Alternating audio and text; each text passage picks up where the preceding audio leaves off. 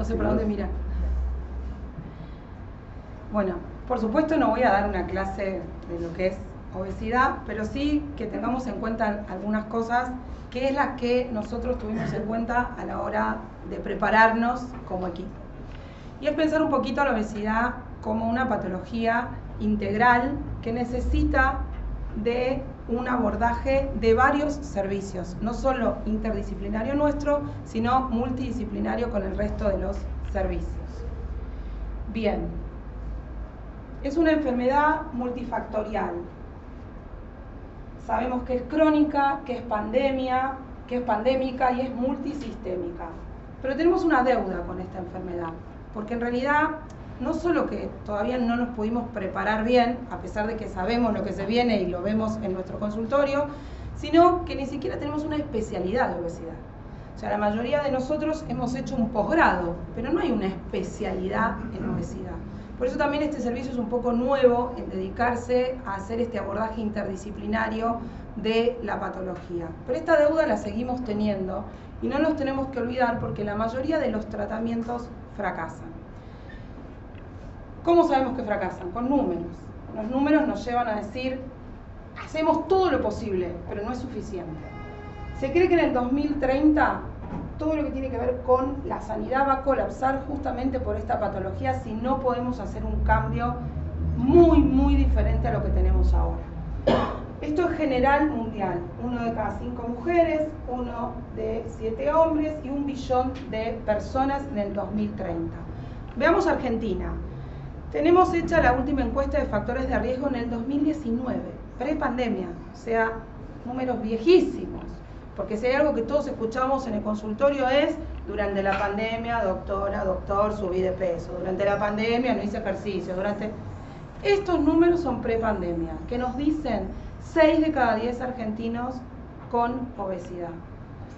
Y ahí es donde algunas personas más conocidas que nosotros dicen estas frases para pensar, ¿no? Esta podría ser la primera generación que vivirá más enferma y morirá antes que la generación que la precedió. Increíble. Entonces, tenemos que tratar de no seguir equivocándonos en simplificar esta patología porque seguimos estando en deuda. El peso nos quedó chico. O sea, realmente seguir un paciente por el peso, nos estamos olvidando de un montón de cosas.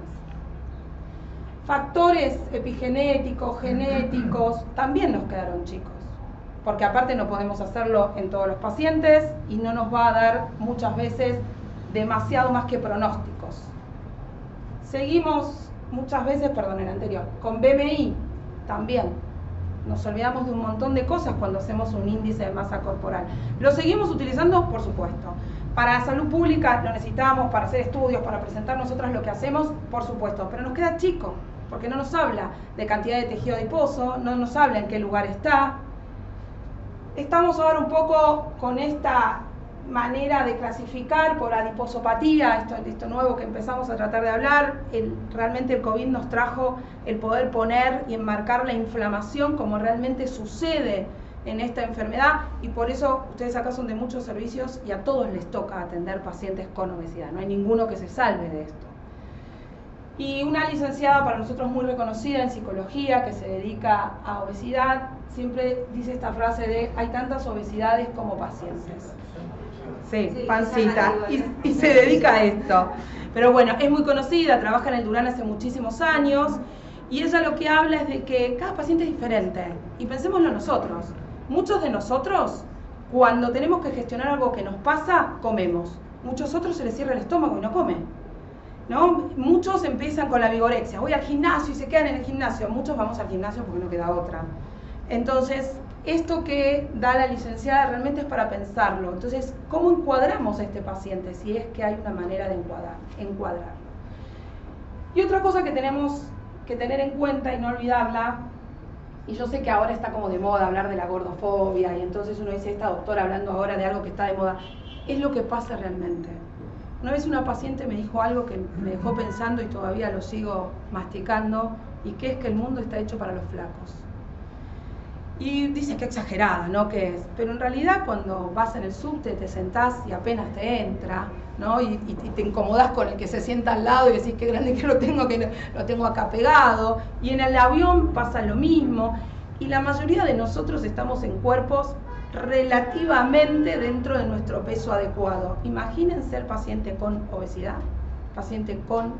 mórbida, cuando tiene que viajar ahí. Entonces, nos queda un poco esta deuda de dejar de pensar, ¿no?, en la fuerza de voluntad, en que no hace ejercicio, en que no come bien, en que no sigue las cosas que nosotros le decimos en el consultorio, y pensar realmente en este paciente cómo se siente, cuántos fracasos asumió, cuántas veces lo intentó, cuánta reganancia tuvo y cuántas veces el mismo sistema y la misma sociedad le cerró las puertas porque está hecho todavía de esta manera. Que las cosas están cambiando, lo sabemos, pero sin embargo es vieja desde 2009 y nadie no la volvió a actualizar. Pero sigue hablando de esto Inadi, y que es que se siente la gente discriminada, número 1, por la pobreza, número 2, por la obesidad. Entonces, realmente seguimos teniendo una deuda con los pacientes con obesidad. La Organización Mundial de la Salud nos habla que son el 5º factor de riesgo que genera más mortalidad, por arriba de hipertensión, por arriba de diabetes. Y ahora los invito a que saquen el celular. Así compartimos esta realidad.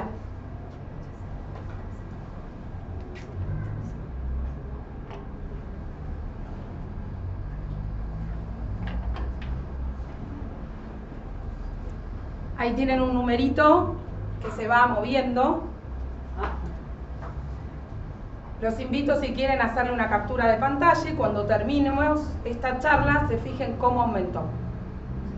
Esa es la realidad que tenemos en el mundo.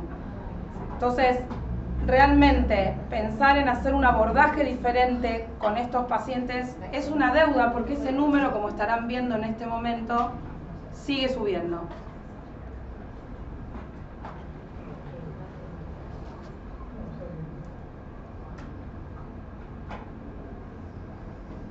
Bien, los que no pudieron, cualquier cosa después se los paso, pero bueno, es un número que va girando y nos va contando por segundo cuántos pacientes en el mundo con obesidad aumentan.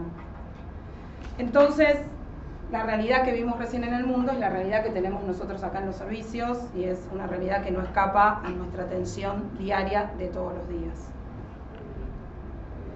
Un poco la idea del armado de este servicio, que con mucho agradecimiento a quienes tuvieron la mentalidad de pensar que realmente había que abordar a estos pacientes de una forma diferente, es no pensar algo solo multidisciplinario, donde el paciente va viendo los diferentes especialistas que necesita, sino en pensar un abordaje interdisciplinario, donde podemos hablar entre colegas y podemos plantearnos a este paciente como único y con un tratamiento personal. Vale. Incluyendo también en estos tratamientos, y sin olvidarnos, los fármacos, que hoy en día sabemos que empezaron a ser una pata importante en el tratamiento de la obesidad. Una pata, nada más. Si el paciente no entiende, no lo podemos acompañar nosotros en el cambio del estilo de vida, el fármaco solo es una muleta. Que si yo apoyo todo el peso en esa muleta, cuando la saque me voy de boca al piso. Entonces, el fármaco nos va a ayudar claramente. Hoy en Argentina tenemos 3 aprobados, ya sé que todos vieron que la semaglutide, Wegovy, se va a venir a pasos agigantados, pero todavía no está y con suerte va a estar para enero del año que viene, dicho por el laboratorio.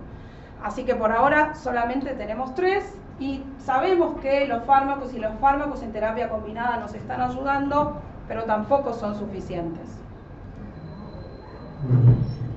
Basar la atención de nuestros pacientes con obesidad en la medicina del estilo de vida y en el cambio de hábitos es lo que vamos a intentar hacer con cada uno de los pacientes que atendamos en equipo. Muchas veces la otra pata que podemos utilizar es la cirugía, ya sea metabólica o bariátrica, depende del objetivo que tengamos. Pero volvemos a lo mismo, sigue siendo esta muleta que el paciente muchas veces la agarra la pone en práctica y puede hacer este switch al cambio del estilo de vida, y muchas veces no, y aparece la reganancia de peso del paciente. Nuestra idea es centrar al paciente desde nuestro servicio y nuestro abordaje y poder trabajar interdisciplinariamente con el paciente y multidisciplinariamente con cada uno de ustedes, de sus servicios, para poder atender a estos pacientes de la mejor manera posible. Claro que necesitamos una evaluación sí o sí interdisciplinaria para también pensar en la cirugía de este paciente, porque sí o sí hay ciertos pasos que van a seguir. Pero poder contar con cada uno en lo que necesitamos es importante. También quisiera en esto contarles un poco a este paciente cómo es, porque acá es donde va a venir el pedido, el mangazo, como dice uno, y es que el paciente llega al hospital y a veces no puede casi llegar. Paga un remis porque no entra o no puede subir en un colectivo, porque no puede caminar, porque tiene artrosis en las rodillas, porque como nos pasa a nosotros que todavía no tenemos un espacio físico y atendimos en un consultorio y el paciente se sentó en la camilla y la camilla se quebró. Y hasta pide disculpas, porque el paciente con obesidad es un paciente que pide disculpas. Cree que está haciendo mal las cosas. Uy, perdón, no puedo creerlo. O sea, son pacientes que realmente se sienten muy mal con lo que les sucede. Y ese mismo paciente que a lo mejor se gastó sus ahorros para pagar el remis, nos intenta decir, por favor, aparte de verlas a ustedes, ¿podría ver las otras especialidades que necesito según lo que vamos viendo en cada paciente? O por ejemplo, un paciente que estamos preparando para una cirugía bariátrica. Bueno, necesita sí o sí, bueno, cardio nos está dando un apoyo genial, tengo que levantar los 2 pulgares, pero necesita sí o sí ver el resto de las especialidades. Y vino hasta acá, y no es un paciente fácil de movilizarse. Entonces esto es algo que nosotros vamos a necesitar el apoyo de todos, porque por más de que estamos haciendo un abordaje interdisciplinario, el multidisciplinario lo necesitamos siempre. Bueno, esto es un poco lo que acabo de decir, en resumen de lo que serían los estudios complementarios, por ejemplo, para poder ingresar a un paciente en cirugía y de los que necesitamos pedir siempre ayuda. Bueno, nuestro equipo. Nuestro equipo está formado por médicos especialistas en nutrición, licenciadas en nutrición, licenciadas en psicología, los médicos cirujanos y, por supuesto, el nexo importantísimo con nuestros pacientes, que es la secretaria, la que se encarga de poder convocarlos, de poder seguirlos, de que el paciente, ustedes saben que el paciente con obesidad suele tener una depresión de por sí bastante solapada, pero es una depresión que tiene que ver con todo esto que expliqué antes, ¿no? O sea, con salir a esta sociedad y no encajar. Entonces, el seguimiento de la secretaria, la estimulación de que no se olvide el turno, de que pueda venir, de que lo cambiemos si no pueda llegar, es súper importante. Bueno, acá se los presento, están todos acá. Secretaria, vamos de a una. Verónica Tessitore, la doctora Alico Milagros, que es especialista en nutrición, la licenciada Nora Gesualdo, que es especialista en psicología, la licenciada Julieta Dau, que es especialista en psicología también, la doctora Milagros Alico, que está esperando Micaela Herrero, que está esperando el nombramiento, pero acá está también presente, la licenciada Costa Guta, que es especialista en nutrición, la licenciada Díaz Caneja, especialista en nutrición también, la cirujana Laura Canales, que no sé si la conocen, médica cirujana, y el doctor Nacuse, que también es médico cirujano. Bien, esto es todo el equipo presentado y ahora les vamos a contar un poquito qué hicimos hasta ahora. Cuando nos convocaron con esta idea que, como les decía antes, es agradecer el que hayan podido escuchar que la obesidad es una enfermedad multifactorial y que no se necesitaba solamente la nutrición, nos dijeron que había una lista de espera de 140 pacientes, los cuales, por supuesto, hacía años que estaban y estaban algunos muy enojados, otros judicializados y otros realmente con una situación de salud bastante precaria. Lo que hicimos fue citar a estos pacientes, no se ve mucho, pero se los voy a contar. Sí, pero igual es la historia clínica que utilizamos. ¿Qué pasaba? Nosotros teníamos este volumen de pacientes en una lista de espera, pero todavía no teníamos, bueno, no tenemos todavía un espacio, que ya lo vamos a tener, pero en ese momento había que encontrar la forma de atenderlos. Entonces lo que hicimos fue hacer un circuito de atención por postas acá en el aula magna, para poder tener una balanza que pudiera pesar grandes pesos y poder medir a los pacientes. Armamos una historia clínica donde el paciente entraba y iba pasando por diferentes postas donde lo íbamos evaluando. Todo el servicio unido, todos los que ven acá, divididos en postas. Bueno, acá les muestro un poco cómo comenzaba la atención, ¿no? Y cómo en postas los pacientes iban pasando por acá. ¿Se vio, no? Se los vuelvo a poner. Bienvenidos.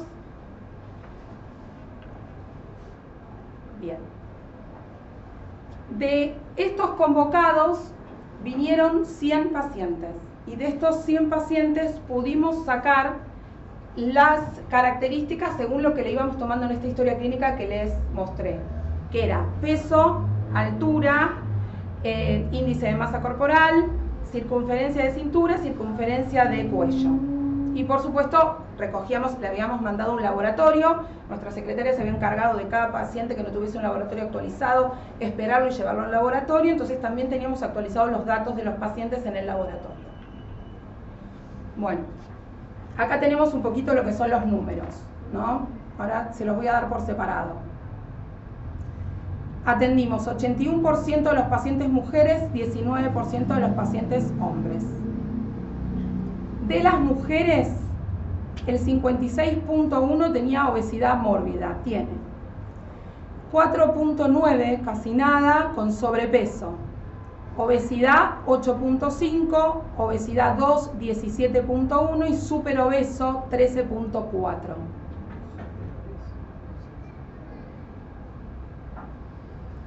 En los hombres nos encontramos que según el índice de masa corporal, el 47.4% estaba en superobesidad, el 15.8% obesidad tipo 2 y el 36.8% en obesidad mórbida.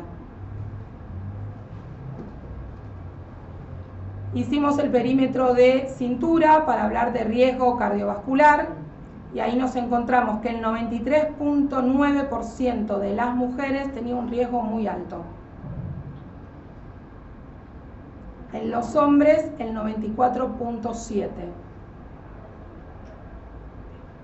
En lo que es SAOS, que lo sacamos por la circunferencia de cuello, nos encontramos que en las mujeres el riesgo era de 79.3% y sin riesgo el 20%. Y acá esto es para que me amen todos los hombres. El 100% de los hombres nos dio riesgo de SAOS.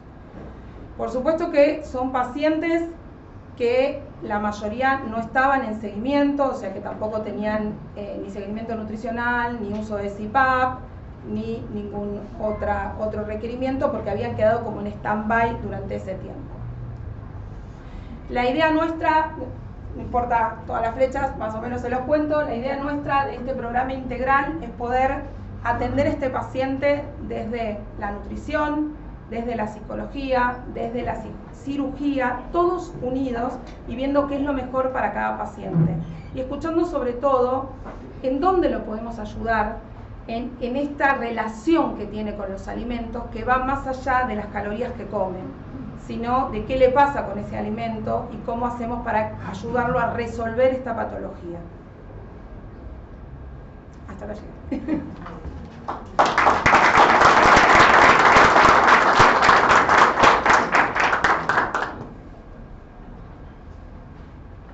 Bueno, no sé si alguien